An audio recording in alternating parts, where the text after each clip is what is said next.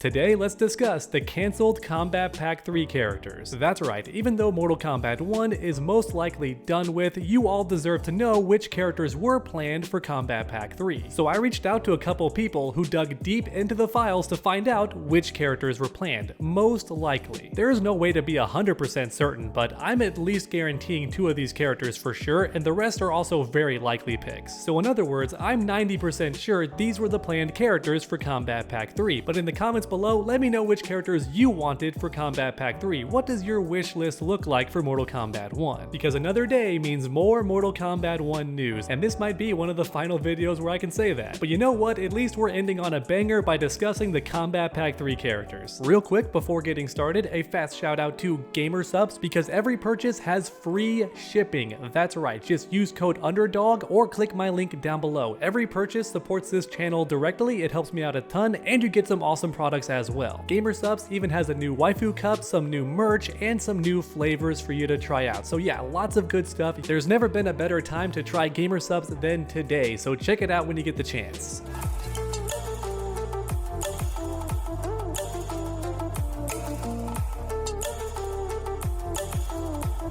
Alright, first up we have Jade, which I'm sure is a shock to nobody, but both the Thinny and Interloco agree that Jade was guaranteed for Kombat Pack 3, or at least very likely. And there's 2 very big reasons why. For starters, this character is brought up a lot in the game. 5 different characters mention Jade by name in the intro dialogues. And also Kotal gets mentioned by name in story mode as well, which could also hint at Jade since the 2 of them were dating in Mortal Kombat 11. But then we have the game data itself, which also suggests that Jade was planned for Kombat Pack 3. According to the Dataminers on screen, Jade has actual data in the files for Mortal Kombat 1. So that makes it very possible that Jade was planned for Kombat Pack 3. Then on top of all of that, Jade is a fan favorite character, and I would argue she's the most requested character for Kombat Pack 3. And even long before that, fans were demanding this character for the first Kombat Pack 2, ever since this game launched, and even before that, when the game was just a rumor, players were hoping that Jade would be in the game. Or in other words, Jade has been the most requested character for Mortal Kombat 1 the entire time, not just Kombat Pack 3, and that's one more piece of evidence that she was likely planned to be in the game during Kombat Pack 3. But of course, everyone watching already knew that, yeah, Jade was planned for Kombat Pack 3. So next up, let's talk about Hotaru, a character that I joked about being in the game, but guess what? The Thinny agrees that Hotaru was very likely planned for Kombat Pack 3, which is a big deal because don't forget that the Thinny was always predicting characters and revealing them long before NetherRealm got around to it. So this man has experience predicting which characters will be added to a Mortal Kombat game, and he says Hotaru was very likely. And I definitely agree, because Saito, or is it Saito? I know Mortal Kombat 1 says it wrong, but now I've gotten them confused and forgotten which pronunciation is the original, so I'm just gonna say Saito because it rolls off the tongue easier. But that realm gets mentioned several times, not just in character intros, but also in story mode itself, which definitely feels like foreshadowing. NetherRealm is getting us ready for Hotaru. That's why they keep mentioning his realm, his domain. Hotaru is literally the general of Order Realm. But then for the cherry on top, and perhaps the most important detail to keep in mind here, Reign's arcade ending is all about Saito. He floods the place and is clearly getting story mode part 3 ready for Hotaru's appearance. Trust me, there's a reason NetherRealm made Reign's ending all about Saito, and Havoc's ending also all about Saito. It's because they're prepping us for Hotaru in Kombat Pack 3. But then of course, there's one more big piece of evidence that Hotaru was planned for this game, and that's Havoc's inclusion from day 1,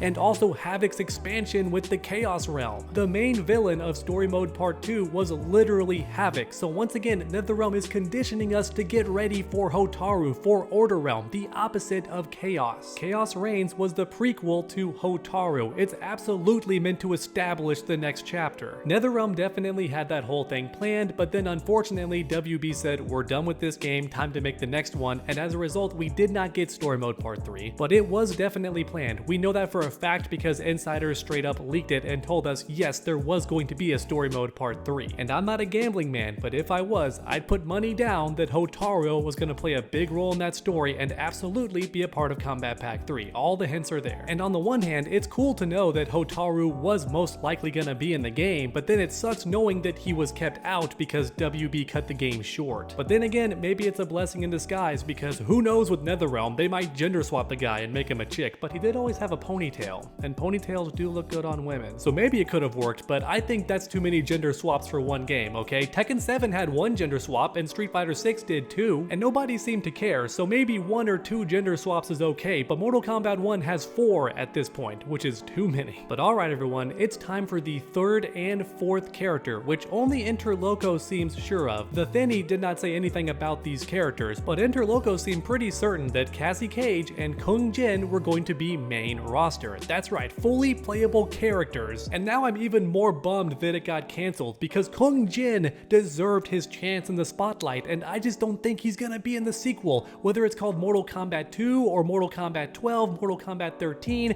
I just don't think NetherRealm's gonna give Kung Jin another shot, which means WB killed him, and I may never forgive them for that, unless Kung Jin, against all odds, does make it into the sequel as a playable character. If that happens, then all is forgiven, but if he's not in the next game, ooh, I'm gonna be angry. I'm gonna be an angry boy. But also, what about Cassie Cage? I know many of you watching are huge fans of Cassie, and according to Interloco, she was also going to be on the main roster, but I'm wondering how that was gonna work. Was NetherRealm gonna repeat their Takeda decision, and instead of having Cassie be Johnny's kid, she was gonna be like his cousin or something? Because don't forget, that happened with Takeda. Instead of being Kenshi's son raised by Scorpion, he's just Kenshi's relative, like his cousin or something. Even though Mortal Kombat 1 has multiverse shenanigans and Liu Kang could just pull Takeda out of a different timeline, NetherRealm said no, he's part of the main timeline but just no longer Kenshi's son, and therefore way less cool, he's just his cousin now. Okay. Was that gonna happen with Cassie too? Do you think that NetherRealm would dare change the origin of Cassie Cage? Because think about it, the main reason people like Cassie Cage is because she's the daughter of Sonya and Johnny, so if they changed that, would fans like the character as much? I don't think they would, which is why I'm hoping it would be the original Cassie Cage from a different timeline, or maybe she has time travel technology and went back to the past. Whatever it takes, I don't really care. My point is, Cassie Cage should always be the daughter of Johnny Cage and Sonya Blade. That's who she is. But now, to end this video, let's talk about an interesting pick, somebody that I've talked about in past videos possibly being in the game, but I never really wanted to believe it, because in my mind, there is no way that NetherRealm would spend money on this character a 3rd time. She was in Mortal Kombat 11, and even in that game, not very popular. And I think NetherRealm suspected that, because in Mortal Kombat 11, this same character ends their own existence. So yeah, I think NetherRealm knew she wasn't popular. Based on the hints I've given so far, many of you watching likely already know who I'm talking about, the daughter of Jax herself, Jackie Briggs. That's right, according to Interloco, Jackie Briggs was going to be a cameo character, which once again has me shocked. Even though it's not a main character slot, Jackie to me is not even popular enough to be a cameo. And keep in mind, I played this character a lot in Mortal Kombat 11. In fact, she was my main for the longest time because her gameplay was just that much fun. Jackie Briggs was one of the few characters who actually required skill in that game. Many people couldn't even do her bread and butter combos, that's how tough she was, which is my favorite kind of character. I love a challenge, so Jackie Briggs was perfect for me. But despite my history and bias towards that character, I still don't think she deserves a spot in Mortal Kombat 1, so the fact that Interloco said she was planned is wild to me. But guess what? She does have assets in the game. In fact, I made a full video about this already. You can find Jackie's gear in the data files, like straight up, her gauntlets are there, which were her gear pieces in Mortal Kombat 11. And even though cameo characters don't have gear pieces, the fact that Jackie has any assets in the game at all is wild and proves that she was likely planned to be playable in the game at some point. So just like Takeda, it sounds like Jackie was gonna be in the game too, which means that every single Kombat kid